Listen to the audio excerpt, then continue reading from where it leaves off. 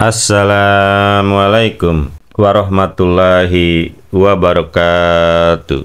Jumpa lagi para pendengar Pelita Ilahi yang dianugerahi kasih sayang ilahi, yakni di dalam pembahasan Islam dan isu kontemporer memasuki berkenaan dengan pemerintahan Islam.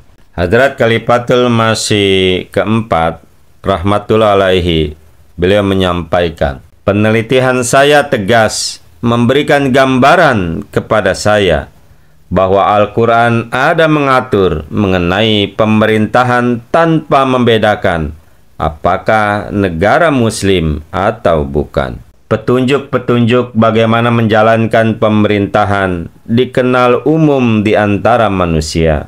Namun, Al-Quran khususnya mengarahkan petunjuknya kepada para penganut Islam.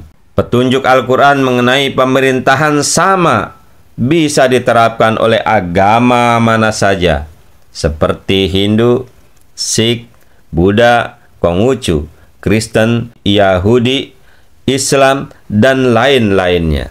Inti ajarannya termaktub dalam ayat-ayat yang dikatakan di dalam Al-Quran sebagai mana Allah Ta'ala telah berfirman, yang artinya, tidak, demi Tuhan engkau, mereka tidak beriman sebelum mereka menjadikan engkau sebagai hakim dalam segala apa yang menjadi perselisihan di antara mereka. Kemudian mereka tidak mendapati suatu keberatan dalam hati mereka tentang apa yang telah engkau putuskan, serta mereka menerima dengan penuh penerimaan.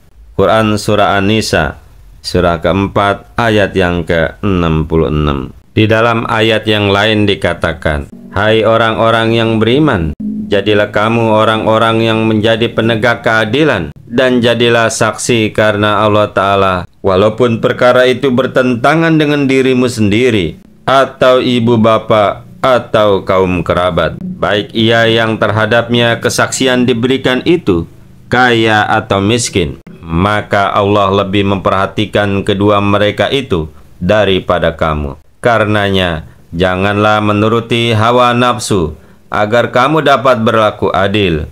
Dan jika kamu menyembunyikan kebenaran atau mengelakkan diri, maka ketahuilah bahwa sesungguhnya Allah itu Maha mengetahui segala sesuatu yang kamu kerjakan. Surah An-Nisa, surah 4, ayat yang ke-136.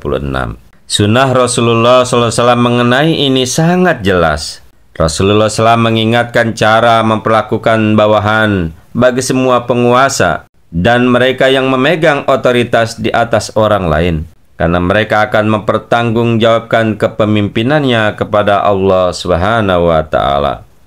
Hal ini telah dijelaskan juga di awal. Pokok telah ini menunjukkan bahwa Islam menganjurkan pemerintahan sentral yang bersifat netral, di mana semua permasalahan pemerintahan bersifat umum dan bisa diterapkan pada semua penduduk negeri, dan di mana perbedaan agama tidak dimungkinkan berperan di sini.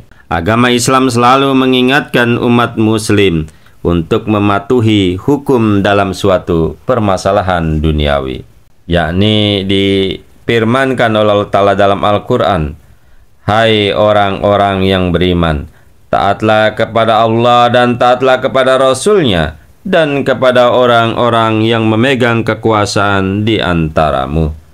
Dan jika kamu berselisih mengenai sesuatu, maka kembalikanlah hal itu kepada Allah dan Rasul-Nya.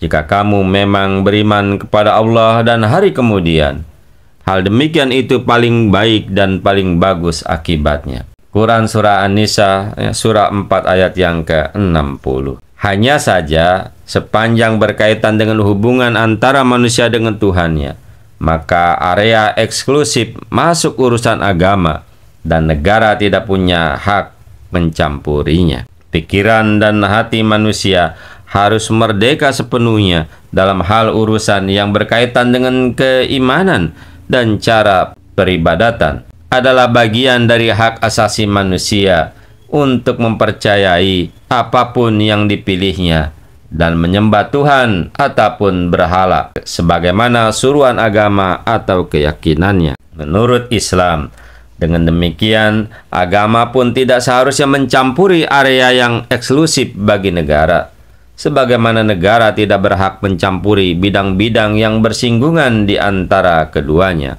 Hak dan tanggung jawab sudah dijelaskan, didefinisikan dalam Islam, sehingga permasalahan bertentangan antara keduanya tidak akan ada lagi.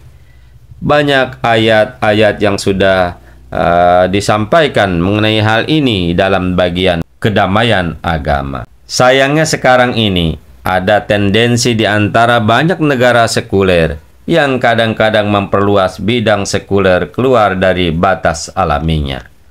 Hal yang sama juga terjadi pada negara-negara teokratis atau negara yang dipengaruhi oleh hierarki keagamaan. Walaupun kita tidak bisa bersimpati dengan negara seperti itu, tetapi kekurangan kita bisa memahami pandangan miring dari negara-negara yang diperintah oleh para agamawan fanatik. Namun kalau kita melihat sikap tidak dewasa demikian pada negara-negara sekuler yang katanya sudah maju dengan penduduk yang memiliki pandangan luas, rasanya susah diterima oleh akal. Akan tetapi bukan hanya hal ini saja yang susah dimengerti mengenai perilaku politik manusia. Sepanjang kepentingan nasional menjadi dasar dan mengilhami filosofi politik suatu negara, maka tidak akan ada yang disebut sebagai moralitas absolut. Sepanjang sikap politik dipengaruhi oleh prasangka nasional, maka kejujuran dan keadilan akan dikesampingkan bila dianggap akan bentrok dengan kepentingan nasional. Kalau ini yang disebut sebagai loyalitas terhadap negara, maka perilaku politik dan manusianya akan tetap kontroversial, diragukan, dan bahkan paradoksal. Al-Quran mengulas mengenai tanggung jawab pemerintahan dan rakyat. Beberapa daripadanya telah diulas di awal, tentang penyediaan pangan, sandang, dan papan, serta kebutuhan dasar penduduk, dan juga prinsip-prinsip bantuan internasional. Tanggung jawab ini berjalan bersama keadilan mutlak, kepekaan terhadap permasalahan rakyat, sehingga mereka tidak harus mengangkat suara menuntut hak-hak mereka. Dalam sistem pemerintahan Islam yang benar adalah tanggung jawab pemerintah untuk selalu siaga sehingga rakyat tidak perlu melakukan pemogokan, mengacau industri, demonstrasi, sabotase, atau mengeluh untuk memperoleh apa yang memang sudah jadi hak mereka. Di samping itu, terdapat beberapa tanggung jawab lainnya seperti yang telah dikemukakan oleh Al-Quran, yang artinya, jika engkau khawatir terhadap pengkhianatan dari suatu kaum, maka kembalikanlah perjanjian itu kepada mereka dengan cara yang setara. Sesungguhnya Allah tidak mencintai orang-orang yang berkhianat.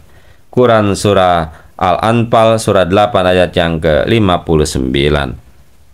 Mereka yang diberi kewenangan memerintah tidak seharusnya melaksanakan tugasnya dengan cara menggalakkan kekacauan, penderitaan, dan luka di hati. Mereka seharusnya bertugas dengan rajin dan efektif guna terciptanya kedamaian di semua aspek kehidupan masyarakat. Al-Quran telah menyatakan sebagaimana Allah Ta'ala telah berfirman yang artinya, atau siapakah yang mengabulkan doa orang yang sengsara apabila ia berdoa kepadanya dan melenyapkan keburukan dan menjadikan kamu khalifah-khalifah di bumi? Adakah Tuhan selain Allah? Sedikitlah apa-apa yang kamu pikirkan. Quran Surah An-Naml Surah 27 ayat yang ke-63. Itulah para pendengar Pelita Ilahi yang dianugerahi kasih sayang ilahi berkenaan dengan pemerintahan Islam. Semoga kita terus dapat memahami, jika negara menjalankan ini, maka negara itu akan damai. Semoga negara kita pun senantiasa berada dalam kedamaian. Allahumma amin. Wa akhiru da'wana anilhamdulillahi rabbil alamin. Assalamualaikum warahmatullahi wabarakatuh.